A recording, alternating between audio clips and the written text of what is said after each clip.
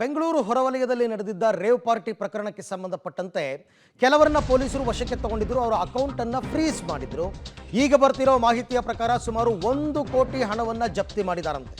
ಬಂಧಿತ ಆರೋಪಿಗಳ ಬಳಿ 1 ಕೋಟಿ ರೂಪಾಯಿ ಹಣ ಸೀಸ್.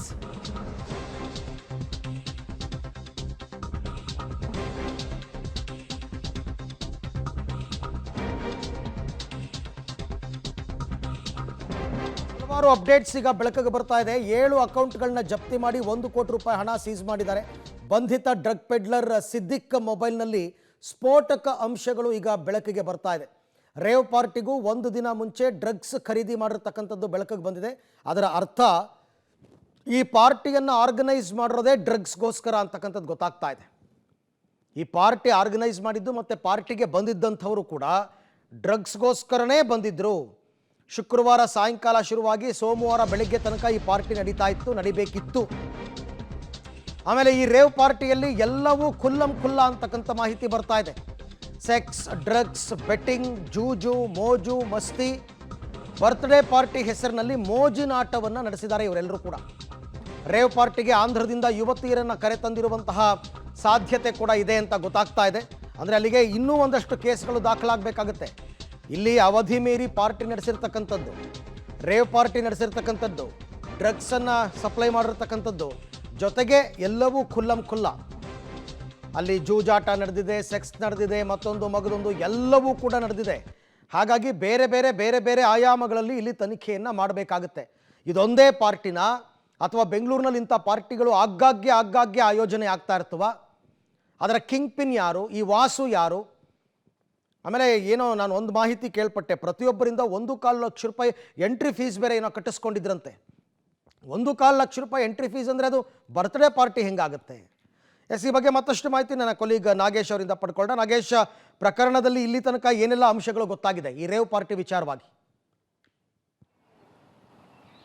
ಅರವಿಂದ್, ಎಲೆಕ್ಟ್ರಾನ್ ಸಿಟಿಯ ಹೊರಭಾಗದಲ್ಲಿರುವಂಥ ಫಾರ್ಮ್ ಹೌಸಲ್ಲಿ ನಡೆದಂಥ ರೇವ್ ಪಾರ್ಟಿಯ ತನಿಖೆಯನ್ನು CCB ಪೊಲೀಸರು ಮಾಡ್ತಿರುವಂಥದ್ದು. CCB ಪೊಲೀಸರ ತನಿಖೆ ವೇಳೆ ಬಹಳ ಸ್ಫೋಟಕವಾದ ಮಾಹಿತಿಗಳು ಒಂದೊಂದಾಗೆ ಬಹಿರಂಗವಾಗ್ತಾ ಹೋಗ್ತಿರುವಂಥದ್ದು.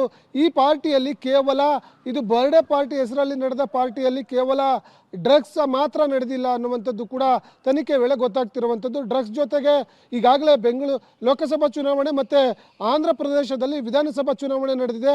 ಆ ಚುನಾವಣೆ ಸಂಬಂಧಪಟ್ಟಂಥ ಬೆಟ್ಟಿಂಗು, ಸೆಕ್ಸ್ ದಂಧೆ, ಜೂಜಾಟ, ಮೋಜು ಮಸ್ತಿ ಎಲ್ಲವೂ ಕೂಡ 2 ದಿನಗಳ ನಡೆದಂಥ ಈ ರೇವು ಪಾರ್ಟಿಯಲ್ಲಿ ಎಲ್ಲವೂ ಕೂಡ ಖುಲ್ಲವಾಗಿ ನಡೆದಿದೆ ಅನ್ನುವಂಥ ಮಾಹಿತಿ ಈಗ ಪೊಲೀಸರ ತನಿಖೆ ವೇಳೆ ಗೊತ್ತಾಗ್ತಿರುವಂಥದ್ದು. ಅದರ ಜೊತೆಗೆ ಈಗಾಗಲೇ ಈ ಒಂದು ಪ್ರಕರಣದಲ್ಲಿ ಬಂಧಿತರಾಗಿದ್ದಂಥ 5 ಆರೋಪಿಗಳ ಅಕೌಂಟನ್ನು ಫ್ರೀಸ್ ಮಾಡಿದಂಥ CCB ಪೊಲೀಸರು ಆ ಅಕೌಂಟ್ನಲ್ಲಿದ್ದಂಥ ಹಣವನ್ನು ಕೂಡ ಸೀಜ್ ಮಾಡಿರುವಂಥದ್ದು.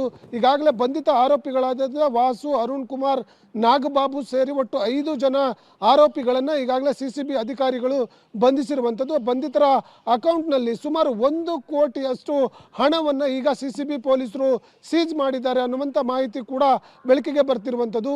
ಆ ಹಣ ಯಾವುದು ಅನ್ನುವಂಥದ್ದನ್ನು ಕೂಡ CCB ಪೊಲೀಸರು ಪತ್ತೆ ಮಾಡುವ ಕೆಲಸವನ್ನು ಮಾಡ್ತಿರುವಂಥದ್ದು. ಮೇಲ್ನೋಟಕ್ಕೆ ಆ ಪಾರ್ಟಿ ನಡೆದ 2 ದಿನ ಮುಂಚಿತವಾಗಿ ಹಣ ಟ್ರಾನ್ಸಾಕ್ಷನ್ ಆಗಿರೋ ಬಗ್ಗೆ ಕೂಡ CCB ಪೊಲೀಸರಿಗೆ ಮಾಹಿತಿ ಸಿಕ್ಕಿದೆ. ಹಾಗಾಗಿ ಆ ಹಣವನ್ನು ಪಾರ್ಟಿ ಪ್ರಿಯರಿಂದ ಪಡೆದುಕೊಂಡಿದ್ದಾರಾ ಅನ್ನುವಂಥದ್ದು ಕೂಡ ಪರಿಶೀಲನೆ ಮಾಡುವ ಕೆಲಸವನ್ನು CCB ಪೊಲೀಸರು ಮಾಡ್ತಾವ್ರೆ. ಅದರ ಜೊತೆಯಾಗಿ ಈ ಒಂದು ಪ್ರಕರಣದಲ್ಲಿ ಈಗಾಗಲೇ ಈ ಸಿದ್ದಿಕ್ ಎಂಬ ಆರೋಪಿಯ ಮಾಹಿತಿ ಕೂಡ ಸಿಕ್ಕಿದೆ. ಆತನಿಂದ ಡ್ರಗ್ಸ್ ಖರೀದಿ ಮಾಡಿರುವಂಥ ಒಂದಷ್ಟು ಮಾಹಿತಿಗಳು ಕೂಡ ಸಿಕ್ಕಿದ್ದಾವೆ ಅನ್ನುವಂಥ ಮಾಹಿತಿ ಈಗ ಸದ್ಯಕ್ಕೆ ಇರುವಂಥದ್ದು. Thank you. ತಮ್ಮ ಎಲ್ಲ ಮಾಹಿತಿಗಾಗಿ ಧನ್ಯವಾದ. ಪ್ರಕರಣದ ತನಿಖೆ ಇನ್ನೂ ಮುಂದುವರೆದಿದೆ. ಇನ್ನೊಂದಷ್ಟು ಆಘಾತಕಾರಿ ಸುದ್ದಿಗಳು ಹೊರಬರುವಂತಹ ಸಾಧ್ಯತೆ ಇದೆ. ಯಾಕೆಂದರೆ ವಿಚಾರಣೆ ಸಂದರ್ಭದಲ್ಲಿ ಇವೆಲ್ಲವೂ ಕೂಡ ಗೊತ್ತಾಗುತ್ತೆ.